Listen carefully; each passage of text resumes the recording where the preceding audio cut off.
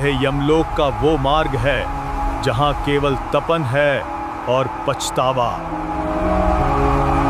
तुम्हारे पापों का घड़ा भर चुका है, अब तुम्हें पाताल लोक जाना होगा।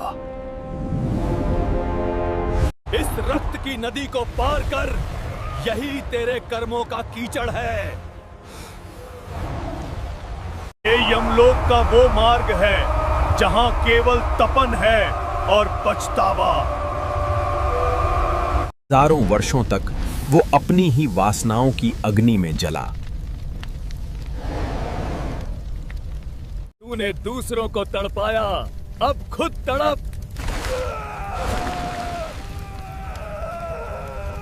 कल्पना कीजिए एक ऐसे अंधकारमय मार्ग की जहां ना सूर्य की रोशनी है, ना शीतल हवा।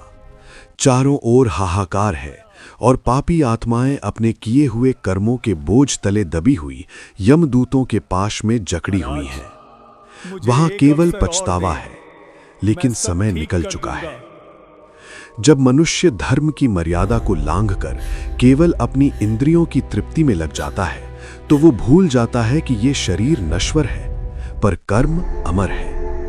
मृत्यु के पश्चात जब आत्मा चित्रगुप्त के दरबार में खड़ी होती है, तब उसके कर्मों का लेखा जोखा तय करता है कि उसे स्वर्ग की प्राप्ति होगी, नरक की यातना, या फिर किसी मूक पशु की योनि। पशु योनि वो कारागार है जहां आत्मा के पास बुद्धि तो होती है, पिछले जन्म के संस्कारों के रूप में, लेकिन वो अपनी व्यथा व्यक्त नहीं कर सकता। सूर्यास्त का समय था। द्वारका के समुद्र तट पर लहरें भगवान के चरणों को पखारने के लिए आतुर थीं। आकाश का रंग केसरिया और गहरा नीला हो चला था। भगवान श्री कृष्ण एक एकांत स्थान पर एक विशाल वट वृक्ष के नीचे विश्राम कर रहे थे। उनके चेहरे पर वही चिरस्थायी मंद मुस्कान थी जो चराचर जगत के रहस्यों को अपने भीतर समेटे हुए थी। तभी आकाश में एक तीव्र गर्जना हुई। पक्षीराज गरुण, जिनके पंखों के फड़फड़ाने से दिशाएं कांप उठती थीं, स्वर्ग से उतरकर सीधे प्रभु के चरणों में आकर रुके। गरुण के विशाल सुनहरे पंख धीमे पड़े और उन्होंने अत्यंत श्रद्धा के साथ अपने स्वामी, अपनी गति के आधार भगवान विष्णु श्री कृष्ण को साष्टांग दंडवत प्रणाम किया। लेकिन आज गरुण के मुख पर वो चिर परिचित वीरता का भाव नहीं था। उनकी आंखों में एक गहरी जिज्ञासा और आत्मा को झकझोर देने वाली व्याकुलता थी। गरुड़ देव ने हाथ जोड़कर अत्यंत धीमे स्वर में कहा, मैंने ऊंचे महलों के स्वामियों को मृत्यु के बाद पशु की योनि में रेंगते देखा है, ऐसा क्यों? हे देवकी नंदन, हे जगदीश्वर, आपके आदेश पर मैं नित्य ही आत्माओं को यमलोक की ओर जाते देखता हूं। मैं उन कराहती हुई आत्माओं के क्रंदन को सुनता हूं। मैंने देखा है कि जो मनुष्य कल तक ऊंचे महलों में राज करते थे, मृत्यु के बाद वे धूल में रेंगने वाले कीड़े या बेड़ियों में जकड़े पशु बन जाते हैं। हे माधव, मेरा हृदय ये देखकर कांप उठता है। कृपा करके मुझे ये रहस्य समझाइए कि वो कौन सी सीमा है जिसे लांघते ही मनुष्य अपनी चेतना खो देता है। ऐसे कौन से भयावह और घोर पाप हैं जिनके बोझ तले दबकर एक उत्तम मनुष्य योनि को प्राप्त जीव पुनः पशु की नीच योनि में गिरने को विवश हो जाता है? भगवान श्री कृष्ण ने गरुड़ की ओर देखा। उनकी आंखों में करुणा उमड़ आई। उन्होंने गरुड़ को अपने समीप बैठने का संकेत दिया और फिर जो गंभीर वाणी गूंजी, उसने प्रकृति के कण कण को शांत कर दिया। श्री कृष्ण बोले, हे तार्क्ष, तुमने जगत के कल्याण के लिए अत्यंत गूढ़ प्रश्न किया है।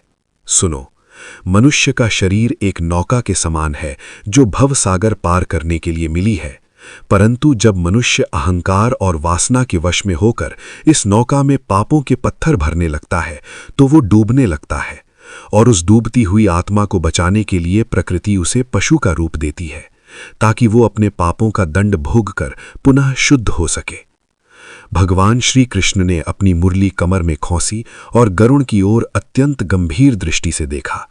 समुद्र की लहरों का शोर जैसे अचानक थम गया और चारों ओर एक दिव्य सन्नाटा छा गया। श्री कृष्ण बोले, हे तार्क्ष्य, सत्य को जानने की तुम्हारी ये जिज्ञासा उचित है। शास्त्र और तर्क अपनी जगह हैं, परंतु अनुभव और कथा के माध्यम से जो ज्ञान मिलता है वो सीधा आत्मा में उतर जाता है। इसलिए मैं तुम्हें एक प्राचीन वृत्तांत सुनाता हूं। इसे ध्यानपूर्वक सुनना, क्योंकि इस कथा के हर पात्र में मनुष्य की किसी न किसी प्रवृत्ति का दर्पण छिपा है। भगवान श्री कृष्ण ने अपनी दिव्य दृष्टि गरुड़ देव पर डाली और गंभीर स्वर में बोले, हे तार्क्ष, कर्मों की गति को समझना बड़े बड़े विद्वानों के लिए भी कठिन है। तारक्ष, यह सोमदत्त की कथा है, जिसकी बुद्धि ने उसे पशु बना दिया। हिमालय की गोद में बसा था ब्रह्मपुर। वो साक्षात धर्म का केंद्र था। वहां की मिट्टी में वेद मंत्रों की सुगंध थी और वहां के जल में शुद्धि का वास था। उसी गांव के मध्य में एक कुटिया थी जहां पंडित देवदत्त निवास करते थे। देवदत्त का अर्थ था देवताओं द्वारा दिया गया। वे शास्त्रार्थ में निपुण थे, परंतु उनका वास्तविक आभूषण उनका शील और दया थी। उनकी पत्नी सुमति देवी, जैसा उनका नाम था वैसी ही उनकी मति थी। वे द्वार पर आए किसी भी भिक्षु, पक्षी या पशु को खाली हाथ नहीं जाने देती थीं। उनके जीवन में एक ही अभाव था, संतान। वर्षों की कठोर तपस्या, चंद्रायण व्रत और भगवान विष्णु की अनन्य भक्ति के पश्चात उनके आंगन में एक पुत्र की किलकारी गूंजी। उसका नाम रखा गया सोमदत्त। सोमदत्त बचपन से ही अत्यंत रूपवान और कुशाग्र बुद्धि का था। 5 वर्ष की आयु में ही उसने गायत्री मंत्र सिद्ध कर लिया था। 8 वर्ष की आयु तक उसे कंठस्थ उपनिषद याद थे। पूरे ब्रह्मपुर में चर्चा थी कि देवदत्त का पुत्र साक्षात बृहस्पति का अंश है। परंतु गरुड़, यही नियति का खेल प्रारंभ हुआ। प्रतिभा जब विनम्रता के साथ नहीं आती तो वो अहंकार को जन्म देती है। युवा सोमदत्त जब पाठशाला में अन्य बटकों के साथ बैठता तो वो उन्हें हीन भावना से देखता। उसे लगता कि जो ज्ञान वो क्षण भर में प्राप्त कर लेता है, उसके लिए अन्य छात्र घंटों परिश्रम क्यों करते हैं। एक दिन आचार्य ने कक्षा में पशु और मनुष्य के अंतर पर प्रवचन दिया। आचार्य ने कहा, आहार निद्रा भय मैथुनम च सामान्य मेतत् पशुभिर नराणाम धर्मो ही तेषाम अधिको विशेषो। अर्थात आहार, निद्रा, भय और मैथुन तो पशु और मनुष्य में समान है। केवल धर्म ही मनुष्य को पशु से ऊंचा उठाता है। युवा सोमदत्त बीच में ही उठ खड़ा हुआ और अट्टहास करते हुए बोला, तुम लोग व्यर्थ परिश्रम करते हो, बुद्धि तो जन्मजात होती है। आचार्य, यदि मेरे पास बल है, बुद्धि है और मैं अपनी इंद्रियों को तृप्त कर सकता हूं, तो मुझे इस काल्पनिक धर्म की क्या आवश्यकता? क्या वो शक्तिशाली सिंह अधर्मी है जो हिरण का शिकार करता है? नहीं, वो केवल अपनी श्रेष्ठता सिद्ध करता है। मैं भी श्रेष्ठ हूं, इसलिए नियम मुझ पर लागू नहीं होते। पंडित देवदत्त ये सुनकर कांप उठे। उन्होंने सोमदत्त को एकांत में समझाया, पुत्र, बुद्धि का कार्य विवेक जगाना है, वासना की पूर्ति नहीं। जिस दिन मनुष्य अपनी मर्यादा भूलकर केवल स्वयं की तृप्ति देखने लगता है, उसी दिन उसकी आत्मा का पतन प्रारंभ हो जाता है। जैसे जैसे सोमदत्त 18 वर्ष की आयु की ओर बढ़ा, उसकी रुचि वेदों से हटकर उन लोगों में बढ़ने लगी जो नगर से ब्रह्मपुर में व्यापार के लिए आते थे। वे लोग मांस, मदिरा और अनैतिक व्यापार की बातें करते थे। सोमदत्त को उनके द्वारा बताए गए नगर के सुख अधिक आकर्षक लगने लगे। उसने चोरी छिपे मदिरा का पान प्रारंभ कर दिया। एक रात जब पंडित देवदत्त संध्या वंदन कर रहे थे, सोमदत्त मदिरा के नशे में घर लौटा। सुमति देवी ने जब उसकी आंखों में वो तामसिक चमक देखी तो उनके पैरों तले जमीन खिसक गई। सोमदत्त ने अपनी माता को झिड़का और कहा, ये दरिद्रता भरा जीवन मुझे नहीं जीना। आप लोग सुबह से शाम तक मिट्टी की मूर्तियों के सामने हाथ जोड़ते हैं, क्या मिला आपको? मुझे स्वर्ण चाहिए, मुझे सुरा चाहिए और मुझे वो हर सुख चाहिए जिसे भोगने के लिए ये शरीर बना है। एक दोपहर की बात है। सोमदत्त नगर की ओर जा रहा था। रास्ते में एक वृद्ध और बीमार कुत्ता प्यास से तड़प रहा था। उसने सोमदत्त की ओर अपनी याचना भरी दृष्टि डाली और धीरे से उसका पैर चाटने का प्रयास किया। सोमदत्त, जो उस समय अपने नए रेशमी वस्त्रों के गुमान में था, कुत्ते के स्पर्श से क्रोधित हो उठा।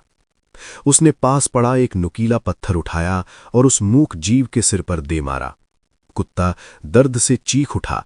उसकी आंखों से रक्त और आंसू एक साथ निकले। वो मरणासन्न होकर वहीं छटपटाने लगा। सोमदत्त रुका नहीं, बल्कि उसने उपहास करते हुए कहा, नीच पशु, तेरी हिम्मत कैसे हुई मुझे छूने की?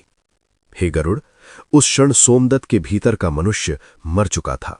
उसकी बुद्धि ने पशु का साथ दिया था और प्रकृति ने उसके पाप का पहला लेखा जोखा लिखना प्रारंभ कर दिया था। उस कुत्ते की आंखों में जो पीड़ा थी, वही पीड़ा सोमदत्त के भविष्य की पटकथा बन रही थी। अंततः वो दिन भी आया जब सोमदत्त ने घर की पवित्रता को पूरी तरह नष्ट कर दिया। उसने अपने पिता की उन दुर्लभ पांडुलिपियों को बेच दिया जो पीढ़ियों से उनके परिवार की धरोहर थीं। जब देवदत्त ने उसे रोकना चाहा तो सोमदत्त ने अपने पिता का हाथ पकड़कर उन्हें धक्का दे दिया और कहा, अब आप वृद्ध हो चुके हैं, इस घर और इस ज्ञान पर मेरा अधिकार है। यदि आप मेरी विलासिता के बीच आए तो मैं आपको इस घर से निकाल दूंगा। पंडित देवदत्त उस दिन फूट फूट कर रोए। उन्होंने भगवान विष्णु से प्रार्थना की, हे माधव, क्या ये मेरा पुत्र है या कोई असुर? मैंने इसे ज्ञान दिया, इसने इसे विष बना लिया। सोमदत्त अब पूरी तरह से स्वतंत्र था, मर्यादाओं से, धर्म से और लज्जा से। उसने नगर के सबसे भ्रष्ट धनवानों के साथ मिलकर व्यापार शुरू किया, जिसमें वो गरीबों का अनाज ऊंचे दामों पर बेचता और मिलावट करता। भगवान श्री कृष्ण ने गरुड़ की ओर देखा और कहा, हे तार्क्षय, ये तो केवल प्रारंभ है। तुमने देखा कि कैसे एक श्रेष्ठ ब्राह्मण कुल में जन्मा जीव अहंकार और इंद्रिय सुख के कारण अपनी जड़ें काट देता है। मैं तुम्हें बताऊंगा कि सोमदत्त ने नगर में जाकर कैसे कैसे घोर पाप किए, जिसने उसके भाग्य को पशु योनि के साथ अटूट रूप से बांध दिया।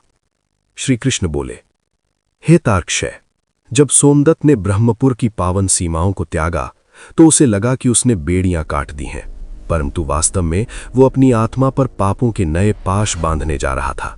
वो वैशाली नाम के एक महानगर में पहुंचा, जहां धर्म केवल प्रदर्शन की वस्तु थी और धर्म ही सर्वोपरि था। नगर में सोमदत्त ने अपनी चतुर बुद्धि का प्रयोग केवल छल कपट में किया। उसने एक धूर्त व्यापारी के साथ मिलकर अनाज का संग्रह करना शुरू किया। उस वर्ष वर्षा कम हुई थी, किसान दाने दाने को तरस रहे थे। सोमदत्त ने नगर के अन्न भंडारों को भर लिया और कृत्रिम अकाल पैदा कर दिया। हे गरुड़, जब भूखे बच्चे अन्न के एक दाने के लिए बिलखते थे, तब सोमदत्त ऊंचे दामों पर अनाज बेचकर अपनी तिजोरियां भर रहा था। उसने उन ब्राह्मणों और गरीबों का भी हिस्सा हड़प लिया जो मंदिर के अन्न क्षेत्र पर निर्भर थे। सोमदत्त का मानना था कि जो निर्बल है उसे मिट जाना चाहिए और जो चतुर है उसे भोगना चाहिए। यही पशुवृत्ति का दूसरा चरण था। स्वर्ण और मदिरा ने सोमदत्त के विवेक को पूरी तरह भस्म कर दिया था। एक दिन उसने नगर के एक धर्मात्मा पुरुष की पत्नी को देखा जो अत्यंत पतिव्रता और शांत स्वभाव की थी। सोमदत्त के भीतर की काम वासना जाग उठी। उसने अपने धन के बल पर उस स्त्री के परिवार को कर्ज के जाल में फंसाया। उसने उस स्त्री से कहा, यदि तुम मेरे महलों की दासी बन जाओ तो मैं तुम्हारे पति का ऋण मुक्त कर दूंगा। वो सती नारी रोती रही, गिड़गिड़ाती रही, पर सोमदत्त का हृदय पत्थर का हो चुका था। उसने उस स्त्री के सतीत्व को भंग करने का कुत्सित प्रयास किया। जब उस स्त्री ने अपने प्राणों की आहुति देने का प्रण किया, तब भी सोमदत्त को दया नहीं आई। वो केवल अपनी कामुकता की तृप्ति चाहता था। हे गरुण, जो मनुष्य पराई स्त्री पर कुदृष्टि डालता है और अपनी इंद्रियों का दास बन जाता है, वो मानसिक रूप से उसी क्षण कुत्ता बन जाता है जिसे केवल वासना की गंध सुनाई देती है। सोमदत्त अब केवल पापी ही नहीं बल्कि धर्म का शत्रु भी बन गया था। एक बार नगर में एक महान संत का आगमन हुआ। वे गरुण पुराण और श्रीमद् भागवत की कथा सुना रहे थे।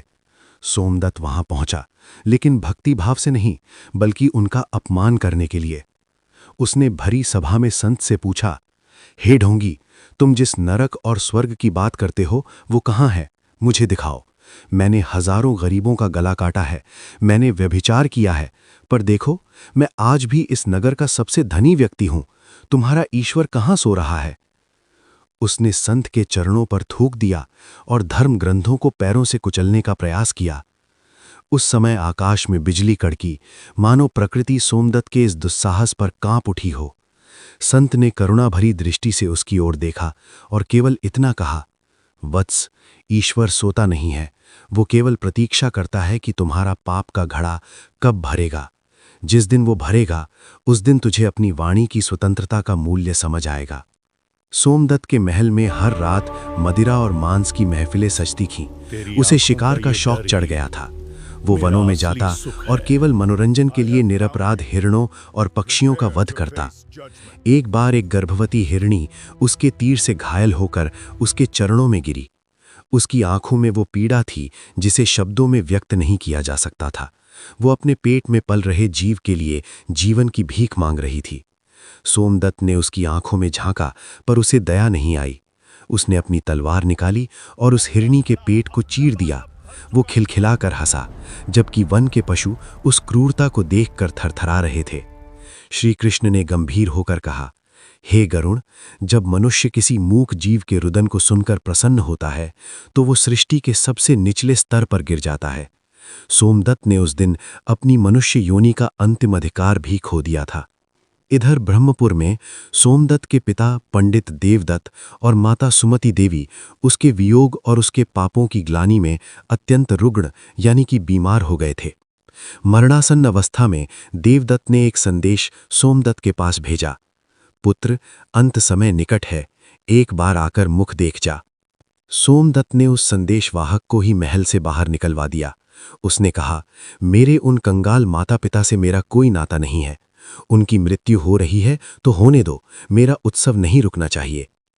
पंडित देवदत्त ने अपने प्राण त्यागते समय केवल इतना कहा, हे नारायण, इसे क्षमा करना, ये नहीं जानता कि ये क्या कर रहा है।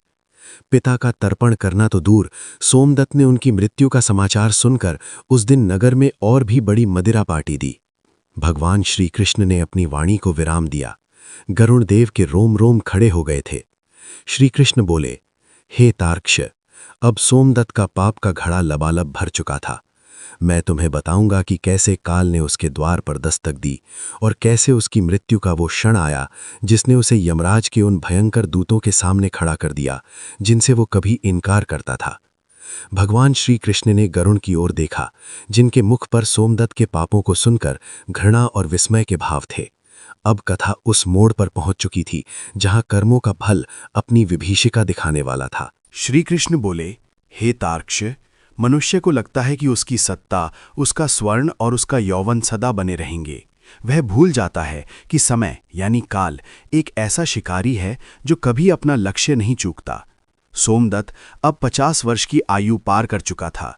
उसका शरीर रोगों का घर बनने लगा था, पर उसकी तृष्णा अब भी वैसी ही थी जैसे दधकती हुई अग्नि में घी। एक काली अमावस्या की रात थी। सोमदत्त अपने विशाल शयन कक्ष में स्वर्ण के पलंग पर लेटा था।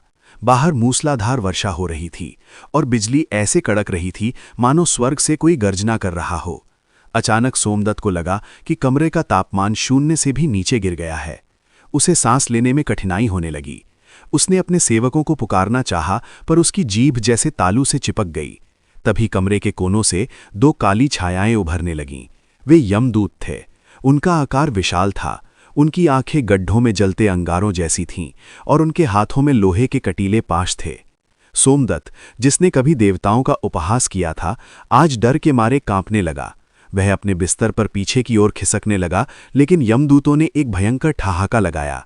एक यमदूत बोला, रे पापी, अब किसे पुकारता है? तेरा स्वर्ण, तेरी मदिरा और तेरे अंगरक्षक तुझे हमसे नहीं मचा सकते। तेरे कर्मों का समय पूरा हुआ।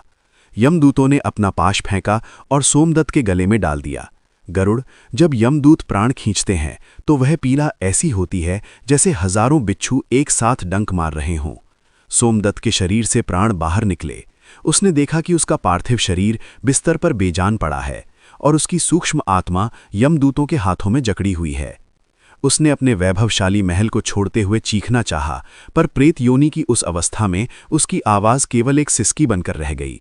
उसे उन पूर्वजों और माता पिता की याद आई जिनका उसने अपमान किया था, पर अब पछतावे के लिए स्थान नहीं था। यमदूत उसे दक्षिण मार्ग से ले चले।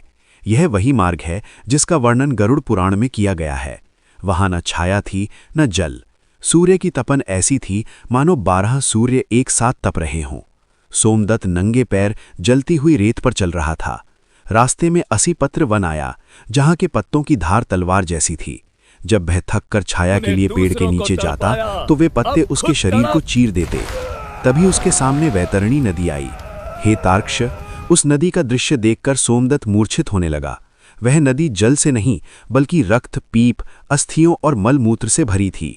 उसमें भयंकर मगरमच्छ और जहरीले जीव थे जो आत्मा को नोच रहे थे। सोमदत्त चिल्लाया, मुझे बचाओ, मैं दान करूंगा, मैं मंदिर बनवाऊंगा। यमदूत ने उसकी पीठ पर कोड़ा मारते हुए कहा, मूर्ख, जब समय था तब तूने मांस खाया और लहू बहाया, अब इस रक्त की नदी को पार कर। यह तेरे ही कर्मों का विस्तार है। अनेक कष्टों को झेलने के बाद सोमदत्त को यमराज के दरबार में प्रस्तुत किया गया। वहां सन्नाटा था, पर वह सन्नाटा किसी भी शोर से अधिक डरावना था। न्याय के देवता धर्मराज यानी यमराज अपनी भैंसे पर सवार होकर आए। उनकी दृष्टि मात्र से सोमदत्त की आत्मा भस्म होने लगी। यमराज ने चित्रगुप्त से कहा, जीव का लेखा जोखा प्रस्तुत करो। चित्रगुप्त ने अपनी पुस्तक खोली और सोमदत्त के पापों की सूची पढ़ना शुरू किया। प्रभु, इसके पापों की सूची अंतहीन है। इसने माता पिता को रुलाया, भूखों का अन्न छीना और मूक पशुओं का वध किया। 1. इसने अपने विद्वान और तपस्वी माता पिता को घर से निकाला और उनकी मृत्यु का कारण बना। 2. इसने एक प्यासे और बीमार कुत्ते की हत्या की और अनगिनत मूक प्राणियों का रक्त बहाया। 3. इसने अकाल के समय अनाज छुपाया जिससे हजारों मनुष्य और पशु भूख से मर गए। 4. इसने पराई स्त्री के सतीत्व को नष्ट करने का प्रयास किया। 5. इसने गुरु, ब्राह्मण और धर्म ग्रंथों का सार्वजनिक अपमान किया। चित्रगुप्त के रुकते ही यमराज की आंखों में क्रोध की ज्वाला भड़क उठी। उन्होंने गर्जना की, सोमदत्त, तूने मनुष्य योनि की गरिमा को मिट्टी में मिला दिया। तूने उस जीभ से अपशब्द कहे जिससे नाम जप करना था। तूने उन हाथों से प्रहार किया जिनसे सेवा करनी थी। तूने उस मस्तिष्क से षड्यंत्र रचे जिससे ईश्वर को पाना था। यमराज ने अपने दूतों को आदेश दिया, इसे पहले रौरव नरक में ले जाओ जहां ये अग्नि में तपेगा, फिर इसे कुंभीपाक में डालो जहां इसे खौलते तेल में पकाया जाएगा, और जब इसके पापों की तीव्रता थोड़ी कम हो जाए तब इसे मृत्युलोक में पुनः भेजो, पर मनुष्य बनाकर नहीं। सोमदत्त दया की भीख मांगता रहा। महाराज, मुझे एक अवसर और दें, मैं सब ठीक कर दूंगा। रोता रहा, पर वहां न्याय के अतिरिक्त कुछ और नहीं था। यमदूत उसे खींचकर उन नरकों की ओर ले गए जहां की चीखें ब्रह्मांड के अंत तक सुनाई देती थीं। भगवान श्री कृष्ण ने गहरी सांस ली और गरुड़ से बोले, हे तार्क्षय, सोमदत्त ने नरकों में हजारों वर्षों तक यातनाएं झेलीं। उसके पापों का मैल धीरे धीरे जलने लगा, पर वो इतना अधिक था कि उसे शुद्ध करने के लिए पशु योनि का मिलना अनिवार्य था। मैं तुम्हें बताऊंगा कि कैसे सोमदत्त ने पुनः पृथ्वी पर जन्म लिया और उसे वो शरीर मिला जिसके कर्म उसने अपने जीवन में किए थे। श्री कृष्ण बोले, हे तार्क्षय, जब सोमदत्त ने नरक की उन भयानक अग्नि ज्वालाओं और यातनाओं में सहस्रों वर्ष व्यतीत कर लिए तो उसकी चेतना का वो हिस्सा जो अहंकार से भरा था पूरी तरह कुचल दिया गया। किंतु कर्मों का हिसाब केवल नरक में पूरा नहीं होता। कुछ पाप ऐसे होते हैं जिनका फल इसी पृथ्वी की मिट्टी पर उसी प्रकृति के बीच भुगतना पड़ता है जहां वे पाप किए गए थे। नरक की यातनाओं के पश्चात सोमदत्त की आत्मा को यमदूतों ने पुनः मृत्युलोक की ओर धकेला। अब उसे मनुष्य की वो तेजस्वी बुद्धि नहीं दी गई क्योंकि उसने उसका दुरुपयोग किया था। उसे एक ऐसी योनि में भेजा गया जहां केवल सहनशीलता और मूक वेदना थी। उसी नगर वैशाली के बाहरी क्षेत्र में जहां सोमदत्त ने कभी स्वर्ण के रथ दौड़ाए थे, एक धूल भरे तबेले में एक बैल का जन्म हुआ।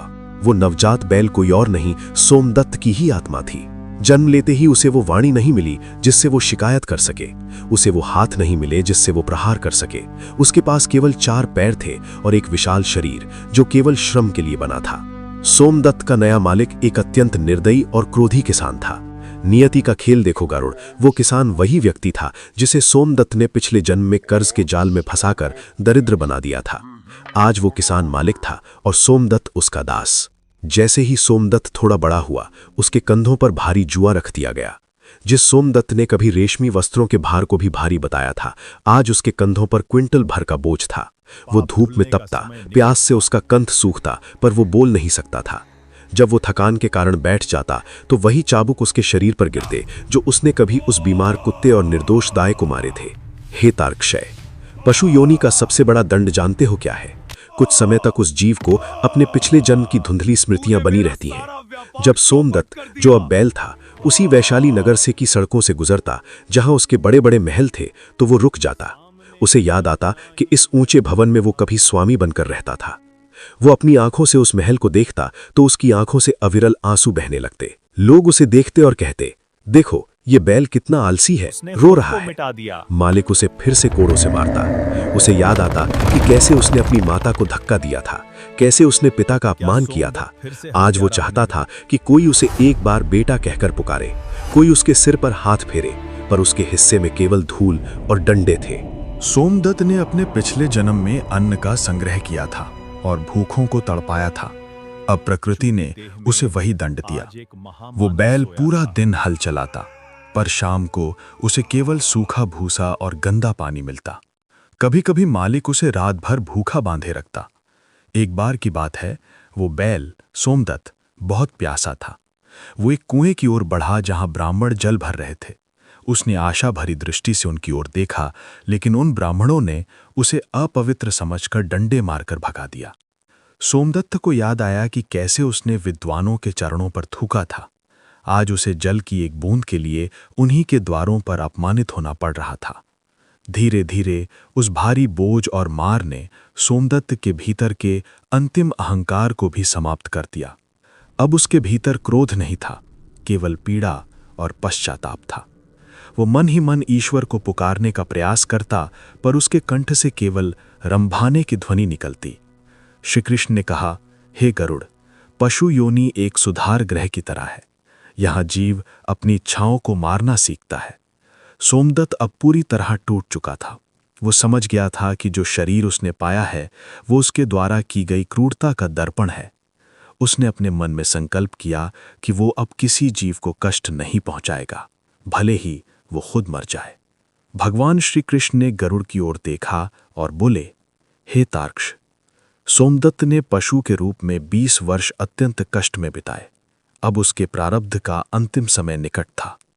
मैं तुम्हें बताऊंगा कि कैसे उस बैल की मृत्यु हुई और क्या उसे कभी उस पशु योनि से मुक्ति मिली या वो फिर से जन्म मरण के चक्र में फंस गया। श्री कृष्ण बोले, हे तार्क्ष, सोमदत्त की आत्मा अब उस बैल के जर्जर शरीर में रहते हुए पूर्णतः निष्पाप होने की ओर अग्रसर थी। उसने 20 वर्षों तक उस किसान की मार झेली थी, भूख सही थी और धूप में अपने रक्त को पसीने की तरह बहाया था। पशु योनि का अर्थ यही है जहां स्वतंत्र इच्छा यानी फ्री विल समाप्त हो जाती है और केवल भोग शेष रह जाता है। एक भीषण गर्मी का दिन था। वैशाली नगर में लू चल रही थी। सोमदत्त यानी बैल की अवस्था अब अत्यंत वृद्ध हो चुकी थी। उसके घुटने कांप रहे थे और उसकी पीठ पर घाव हो चुके थे।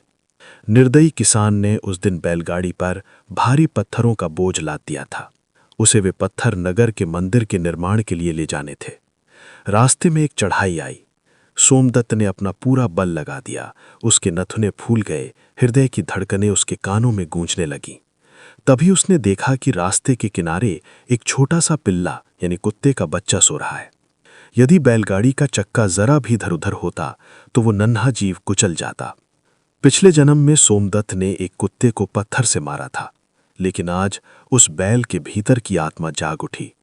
उसने अपनी पूरी शक्ति लगाकर बैलगाड़ी को एक तरफ झटका दिया ताकि वो बच्चा बच जाए। इस प्रयास में उसके थके हुए पैरों ने जवाब दे दिया। सोमदत्त धड़ाम से जलती हुई सड़क पर गिर पड़ा। भारी पत्थरों के बोझ से लदी गाड़ी उसके ऊपर ही पलट गई।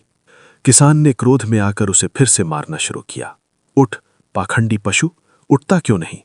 उसने मोटी लाठी से सोमदत्त की घायल पीठ पर प्रहार किया, पर सोमदत्त अब उठने की स्थिति में नहीं था। उसकी आंखों से आंसू बह रहे थे, पर वे आंसू शारीरिक पीड़ा के नहीं थे, वे मुक्ति के आंसू थे। उसने मन ही मन ईश्वर को पुकारने का प्रयास किया, पर उसके कंठ से केवल रंभाने की ध्वनि निकलती। तभी वहां से वही संत गुजरे जिनका सोमदत्त ने पिछले जन्म में अपमान किया था। संत ने उस मरणासन्न बैल की आंखों में देखा। उन्हें अपनी योग दृष्टि से तुरंत बोध हो गया कि यह कोई साधारण पशु नहीं, बल्कि वही अहंकारी सोमदत्त है। संत का हृदय करुणा से भर गया। उन्होंने किसान को रोका और कहा, इस जीव का ऋण अब उतर चुका है। बस करो, यह अब इस संसार की बेड़ियों से मुक्त हो रहा है। इसे अब प्रहार की नहीं, प्रार्थना की आवश्यकता है। संत ने अपने कमंडल से गंगा जल निकाला और मंत्र पढ़ते हुए उस बैल के मुख में डाला। उन्होंने सोमदत्त से कहा, सोमदत्त, तेरा अहंकार अब मिट्टी हो चुका है। तूने एक नन्हे जीव को बचाने के लिए अपने प्राणों का संकट मोल लिया, यही तेरा प्रायश्चित है। पशु अब की भय मत देह कर। छूट गई श्री हरि का और स्मरण कर। मनुष्यता का उदय जैसे ही हुआ। गंगा जल की बूंदें सोमदत्त की जीवा को छुई, उसे एक अलौकिक शीतलता का अनुभव हुआ। उसके सामने से यमलोक का वो भयानक मार्ग ओझल हो गया। उसे वैशाली के महल कचरे के ढेर लगने लगे। उसे केवल एक दिव्य प्रकाश दिखाई देने लगा। अंतिम श्वास खींचते हुए उस बैल के शरीर से एक प्रकाशपुंज बाहर निकला। वो सोमदत्त की आत्मा थी, जो अब मैल से रहित और शुद्ध स्वर्ण जैसी चमक रही थी। यमदूतों के स्थान पर अब विष्णु दूत यानी पार्षद दिव्य विमान लेकर आए थे। भगवान श्री कृष्ण ने गरुड़ से कहा, हे पक्षीराज, सोमदत्त की आत्मा को पुनः मनुष्य योनि प्राप्त हुई। वो एक गरीब ब्राह्मण के घर जन्मा, लेकिन इस बार उसके पास विद्या के साथ विनम्रता थी। उसने अपना पूरा जीवन भूखों को खिलाने और ईश्वर की भक्ति में व्यतीत किया। प्रभु ने गरुड़ की ओर अत्यंत सौम्यता से देखा और बोले, हे तार्क्ष, तुम्हारा प्रश्न था कि मनुष्य पशु क्यों बनता है। उत्तर स्पष्ट है। जो मनुष्य होकर भी करुणा विहीन है, वो हिंसक पशु है। जो केवल पेट भरने और सोने को जीवन मानता है, वो पशु ही है। जो अपने ज्ञान का उपयोग दूसरों को नीचा दिखाने के लिए करता है, वो बोझ ढोने वाला पशु बनता है। ये प्रकृति किसी को दंड नहीं देती, वो केवल दर्पण दिखाती है।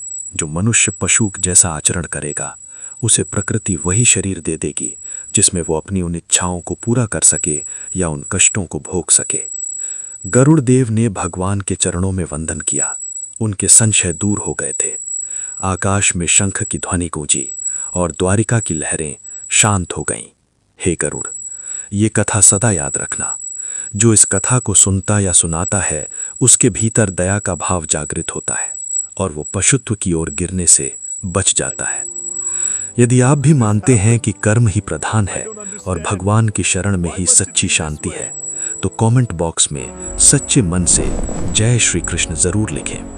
आपकी एक छोटी सी प्रार्थना आपके जीवन में सकारात्मकता का संचार कर सकती है। जय श्री कृष्ण।